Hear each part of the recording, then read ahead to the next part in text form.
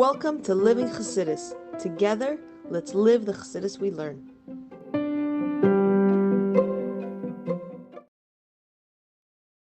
Morning, everybody. Welcome to Chassidus in the morning. 15 minutes to change our lives. Kuntres Maamar test, Parak Gimel. I'm going to start by giving tzedakah because Gedol tzedakah shmakar zagula.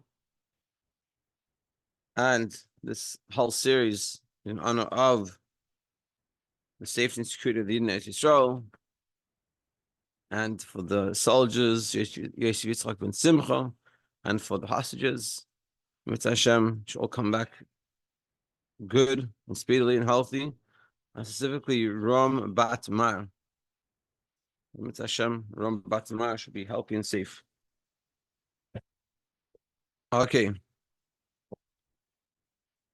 So now we're going to discuss the other side of what we talked about before. Before we were talking about in Seder Shtalshlus, everything is with a din and cheshbon. Everything is very calculated, very concise. And now we're going to talk about the opposite. What happens when it comes from Lamayla in Seder Shtalshlus? Let's see.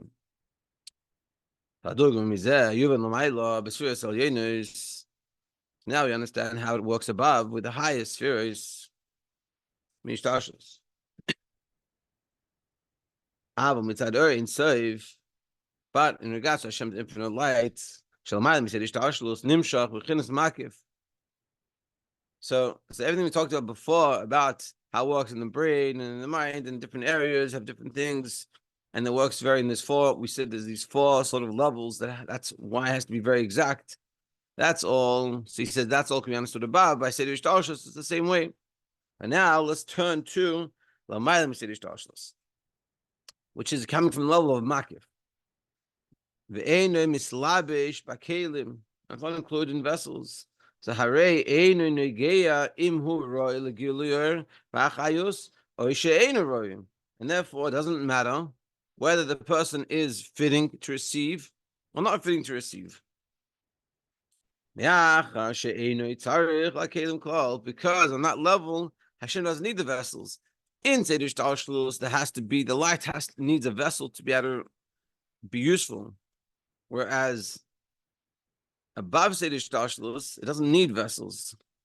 And therefore, it can even go to a place that's not fitting. A place that's not clear, that's not deserving. That's not shaykh to it, it can still receive.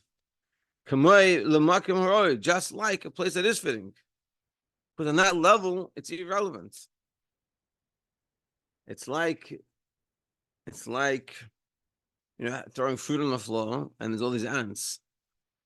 It doesn't make a difference to you what ant's going, which ant's getting or not getting. So therefore, one ant that's behaving is being nice, and the other ant that's not behaving being nice, they both can go. And to the same amount, which is totally, it's like totally in contrast to Seder Shtalshlus. Seder Shtalshlus, everything you do matters, and here we're saying everything you do doesn't matter at all. And therefore, on that level, even the clip of the Sitra are people that go against what Hashem wants. They can receive from such a level.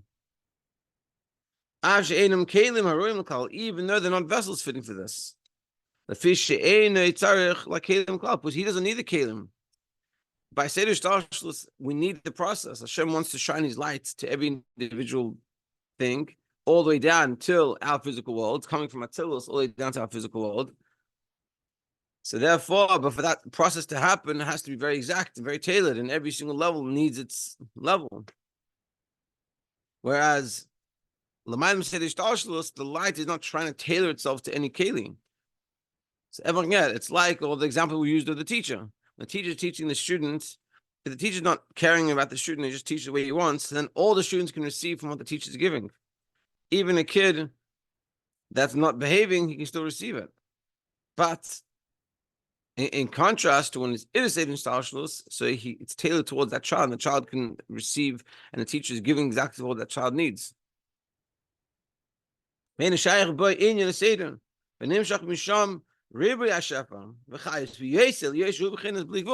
And And being it's coming from this level of bligvul, so it's so much. And therefore, the person that's over Ratzin, he can get so much. Because why? Why? Because the I say the Shtashlu is because say the Shtashlu light, it's a pneumistic light, it's internalized light. And it's included in a vessel. So therefore, it's limited to what that vessel is able to receive. When you go to teach the student, when you're teaching for that student, you're tailoring it to the capabilities of the students, and based off that is how much the student can receive. And that's therefore Seder and Ishtalshlus is Shaykh. But the light that comes above Seder Ishtalshlus, being that it doesn't try to tailor itself to the vessel, it's not the teacher trying to teach the specific student.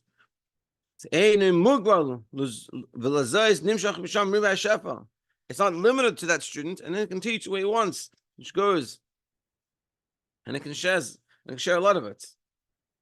So again, we're contrasting on one hand that when you have Seder Shtashlus, it's very tailored, and in order for the whole process to work, it's very exact. Whereas Lamayim Seder Shtashlus, it doesn't have that issue at all, and therefore the Lamayim Seder Shtashlus, the clipper, even the clipper can receive abundantly. And then after, when we finish this paragraph, I'm going to explain a little bit. Way to understand this. And this is what it's reading in Oivadja. If you saw yourself up like an eagle, just like the eagle in the heavens. The eagle, if you notice, normally you look at the eagles, are always very high up. They fly from very high distances. Like it says in the Mishnah, so the clip of a Sitra Magbihim is Atzmam, Lekabel, Vichinas Makif. So too, the clip of Sitra they raise themselves up. Because for the clip of Sitra to receive from Ishtashlus doesn't work. Because they're not fitting vessels. Everything that Ishtashlus represents, they don't represent. So what they do is they go from this level of the makif, and they can receive. Because over there, they don't need to do anything. They're not doing v'cheshbon. They're not calculations. Not, are you shaykh? What are you doing? How many mitzvah done? Well, that doesn't exist. They're not even batal. They're not denying.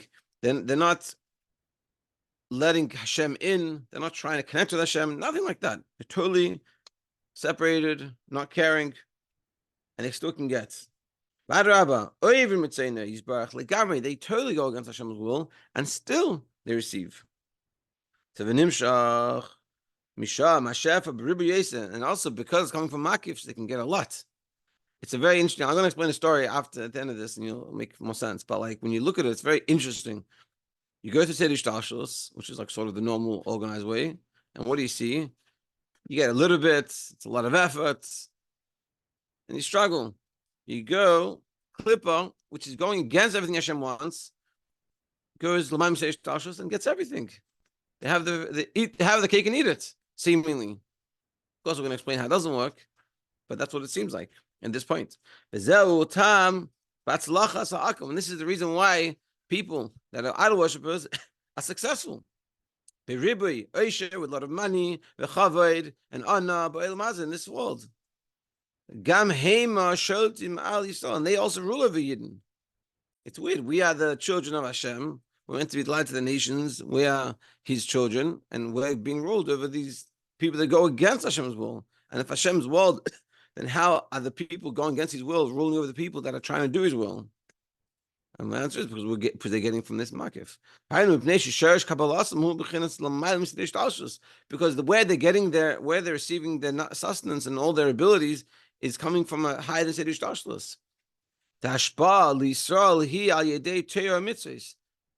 Because for the Yid, way he gets is through Torah mitzvahs. So Bab is Seder Shtashlos, and it comes in this Seder Shtashlos organized, natural way.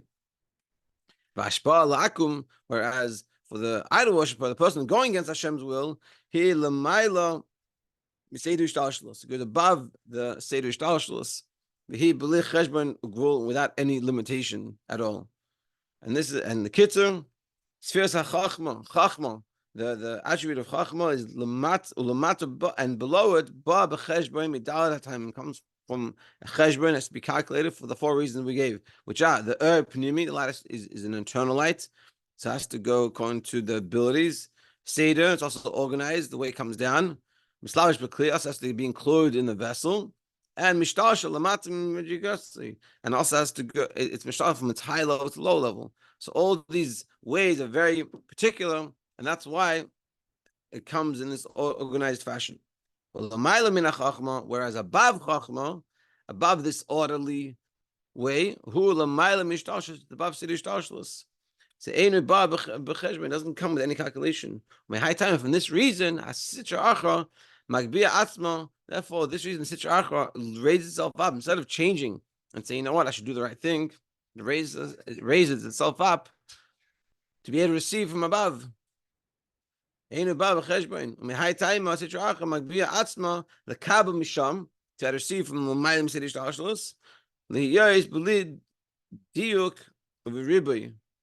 to be without being exact or anything, and it can get a lot. So, like I said before, this seems to imply that going with without din cheshbon, going to the Mayim Sedish Tashlos is the way to go. That's where you get everything. So I'll tell you a story, and I think it really explains it very well. That there was a guy that he was very wealthy. He had a child. I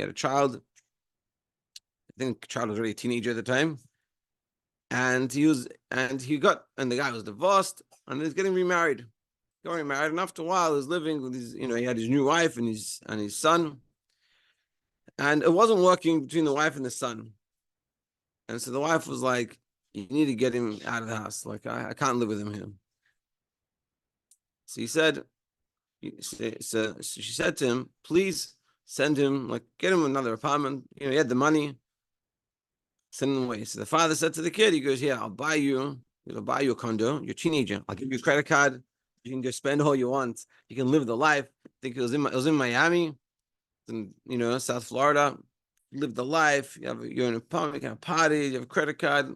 Everything. Just need to be out of the house. Need to go there. Just it doesn't work. And I'll visit you. But you live the bachelor party, bachelor life. As a teenager, you couldn't get any better than this. So the son said to him, he goes, "Take it for the offer." He goes, "But I don't want the money. I don't want that life." He goes, "I want you." And so the father heard this, and it was very stark. He was speaking to the shliach about this. The shliach was very, very shocked and very impressed. What was he impressed? The son was being offered a dream for a teenager, but the son understood what life's all about. Life's about real connection. And he's like, I might have all those things, but in the day I wouldn't have a parent. He told his father, I want to be connected with you. I don't this is not going to make me happy. It's not going to fill me. It's not going to be real. And so the father was asking, what am I supposed to do about the situation? But I think it's sort of the same thing. We can come, and you can come and get from the Mayim Sedish Tashlos, and you'll have the credit cards, and you'll have the life, you'll have everything you want, Begashmius. But you will not have a relationship with Hashem. And Sedish Tashlos, the reason why we have to get from Sedish Tashlos is because Hashem cares about you. The worst thing for that child was the parent saying, essentially the parent was saying, I don't care about you, but I need to take care of you. And the child was telling his parents, no, I need you to care about me. And this is sort of the same thing when we receive from Sedish Tashlos. Yeah, it seems to be a hassle. You have to do all these things, and you go the Akum and just get everything for free, and it could be true in a physical sense, maybe. But besides the fact we'll talk about later, it's not going to work long lasting. But just besides the fact, we have to realize that with Sedish Tashlos, because Hashem cares. When a parent comes and is on your case about things, it's because he cares about you. The parent says, yeah, whatever, do what you want. I don't care. It's the worst thing. Because you're showing the kid you don't care about him. And this is what we're saying here.